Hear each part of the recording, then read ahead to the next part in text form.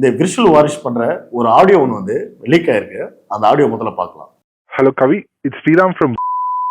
Hello bro சொல்லுங்க. ஸ்ரீராம் தெரியுது இல்ல? தெரியுது ப்ரோ, தெரியுது. ஓகே. ஒரு எமர்ஜென்சி சிச்சுவேஷன். ஓகே, நீங்க நியூஸ் பாத்தீங்களா? பார்த்தேன் ப்ரோ. இது அண்ணாவுக்கு இந்த டிவோர்ஸ் மேட்டர் தானே? அது கொஞ்சம் வந்து நம்மளுக்கு வந்து நம்ம கையமீறி போற மாதிரி இருக்கு.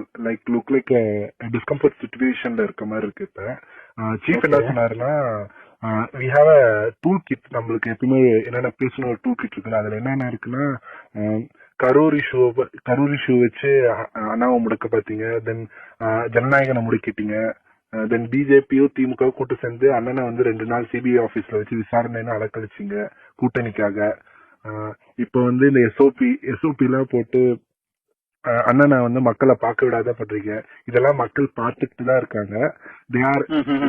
they are seeing all these things, they are counting your days அப்படின்னு போட்டு டிஎம்கே அகேன்ஸ்டா ஒரு ஹேஷ்டாக் ட்ரெண்ட் பண்ண போறோம். We support Vijay அண்ணானு.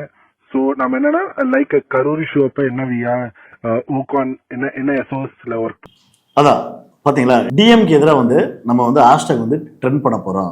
Tamil Nadu government எங்களை வந்து அழிக்க போகுது, எங்களை எல்லாம் தூக்கி ஜெயில போட்டுருவாங்க அப்படின்னு சொல்லி பயந்து போயிட்டு சிபிஐ கிட்ட மாட்டினாங்களா? அதையும் கடந்து விஜய் வெளியே வரும்போது மக்களை சந்திக்க கூடாது, அதனால வந்து எஸ்ஓபி போட்டு வந்து முடக்க போகுது. என்னடா அது கூத்து? இப்ப இன்னொரு படி மேல போயிட்டு சங்கீதாவை களம் இறக்குனதே பார்த்தோன்னா டிஎம்கே தான் சரின்றான். டேய், இது உன்னோட பர்சனல்ரா. உன்னை வந்து சங்கீதான்ற மனைவி வந்து கிட்டத்தட்ட 4 வருஷமா வந்து குடும்பம் பண்ணியிருக்கான். சைக்கோ, அவன் மென்டலு.